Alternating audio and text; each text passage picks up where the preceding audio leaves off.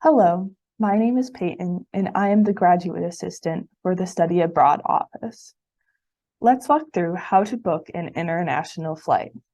There are many things to look for when starting the search. Websites like Google Flights, Kayak, Expedia, etc. can help serve as a starting point. Today, I will be using Google Flights. Start by typing the name of the city you are currently in and the city you want to go to. I am in Indianapolis and I need to fly to Helsinki, Finland. I can choose the airport if I know of a specific airport I need to go to and fly out of, but by just leaving the cities, I'm able to get more options. The next step is to make sure whether I am buying tickets for a one-way flight or a round trip. If you know the beginning and end date, it will most likely be easier to do a round trip instead of looking for two one-way tickets. I am also going alone, so I only need one ticket. I can choose what class I would like to be in as well. Google Flights gives me four options: economy, premium economy, business, and first class. What I choose will determine the quality of my seat and amenities during the flight. Economy will be the cheapest, while first class will be the most expensive. I want a cheaper ticket, so I will be choosing economy. The next step is to set the dates I am leaving and returning. Sometimes this can be difficult with different time zones as well as overnight flights. I need to be in Helsinki by Sunday, March 12th. So it may be better for me to set my departure date to March 11th because I might have to take an overnight flight. I know I am leaving on Sunday, March 19th, and it is not important if I get home on the 19th or the 20th, so I can insert that as my second date. Once I put my dates in, it should give me some options for flights. And I need to double check to make sure that the information I have is correct, that it inserted it in correctly. So I make sure that it says, I change it back to March 11th instead of March 19th. So now that my information is correct, Indianapolis to Helsinki, March 11th to March 19th, I can start looking at the different flights that it is offering me. Google Flights automatically lists the flights that are best using what is the cheapest but also most convenient. It is helpful to look at these first, but they may not actually be the best option for you. So one of the first flights that comes up is 2:22 p.m. to 11:05 p.m. +1. The +1 means that it will be +1 day. So instead of arriving on March 11th, the day I leave, I will arrive on March 12th. This is why it was important for me to look for flights leaving the day before I left, because all of the flights show this +1, meaning I will arrive on March 12th for all of them. For a longer flight, as well as for most flights out of Indianapolis, there will be a layover. This means that there will be a stop in between Indianapolis and Helsinki, where I will need to switch to a different plane. With layovers, it can be tricky to know how much time is needed to make sure I am able to make the next flight. This 2:22 p.m. flight has a 1-hour layover. If I click here, I can view that it has a 1-hour layover in Dallas-Fort Worth International Airport. For most layovers, it is best to have at least 3-hour layovers so that you have time to get through the airport and in case of any delays. It is also helpful to look up the airport. Some airports, like O'Hare in Chicago, are big and busy, so will take longer to get through the airport, unlike an airport the size of the Indianapolis International Airport. If you miss the second flight, you will have to contact the airline to try and reschedule a flight to your destination. If you book through the same airline, you may be able to get an itinerary, so if there is a delay, you will automatically be rebooked.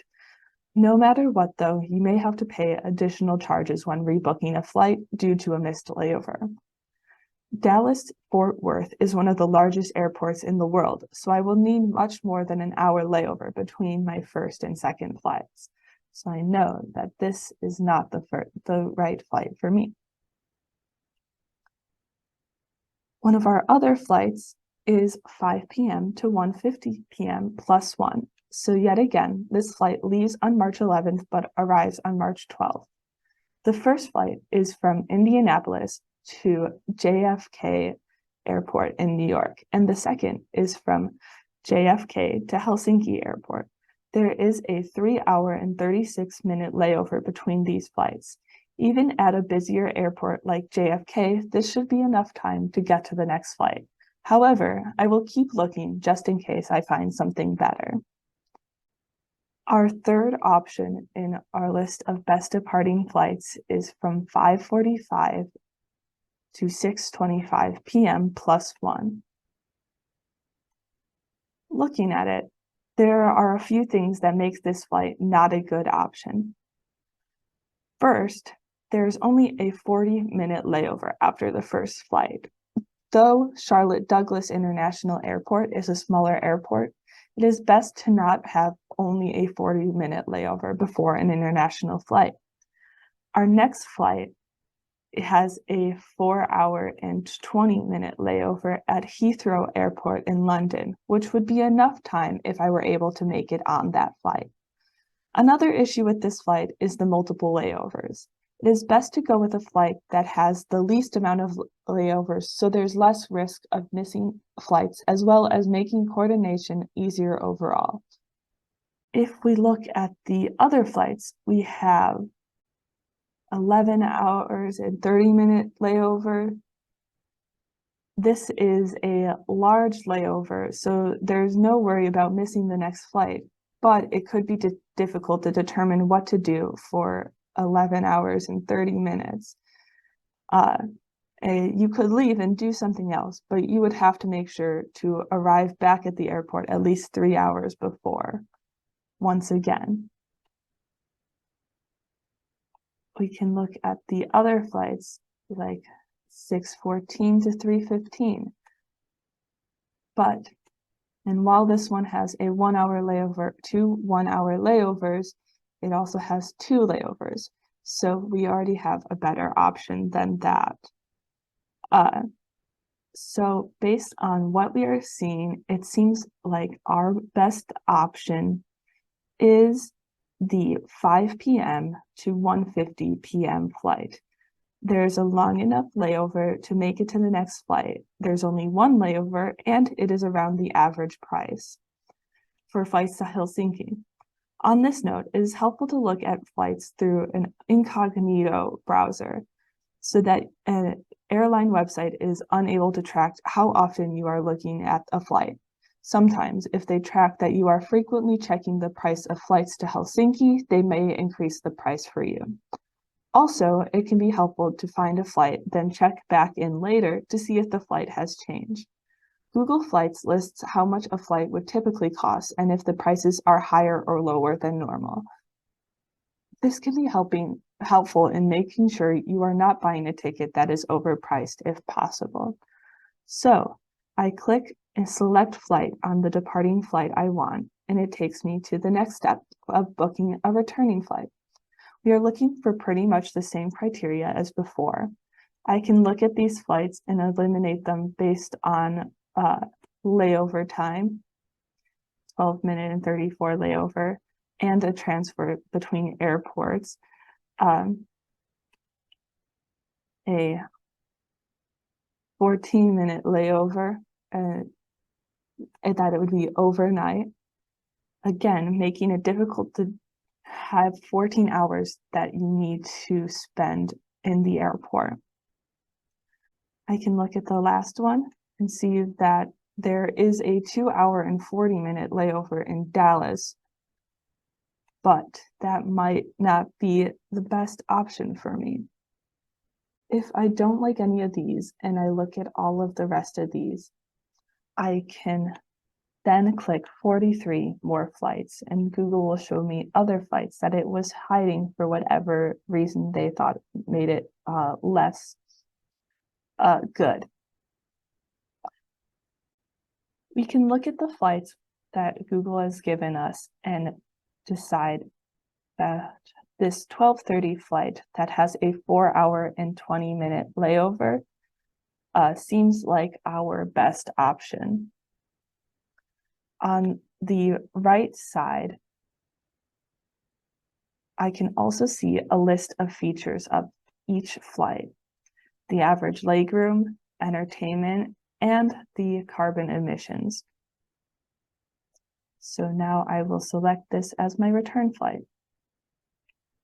Now that I have determined my flights, I can book with American Airlines. It's better to book through the airline itself instead of a third-party source to make sure that I am buying a ticket directly from the company, and I am therefore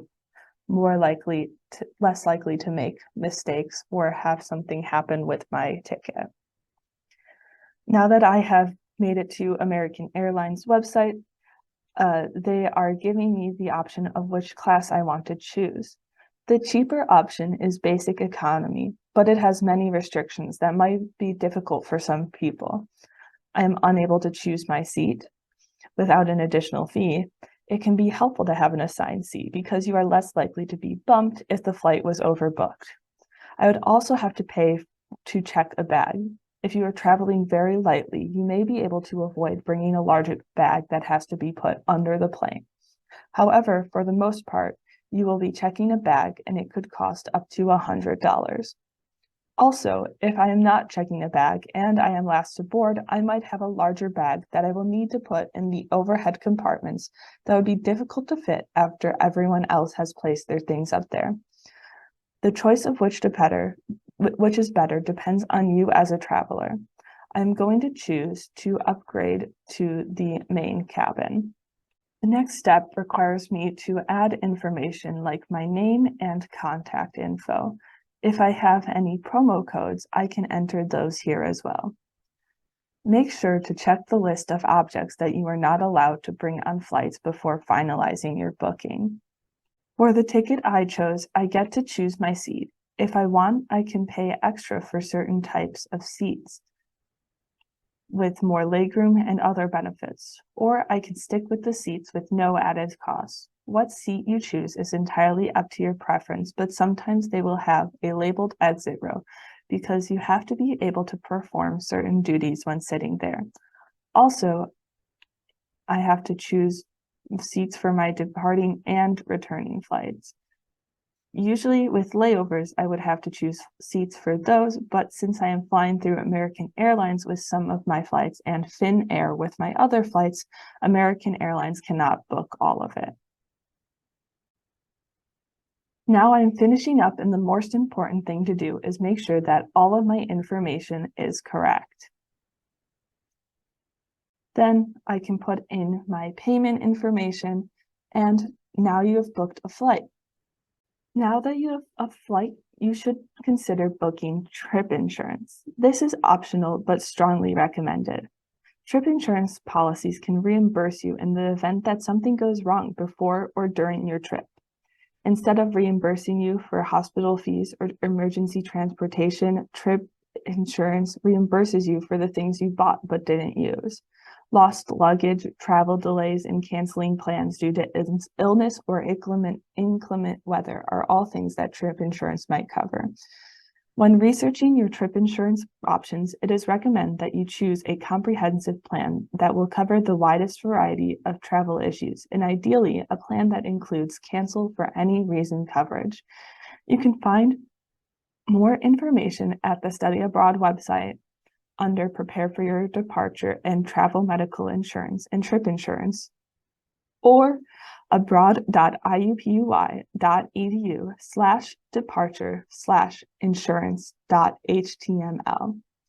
We have additional information about travel on our website, abroad.iupui.edu, under the Prepare for Your Departure tab, including information on visas, passports, banking, safety, flights, and travel insurance. Thank you for taking the time to listen and learn all about how to book an international flight.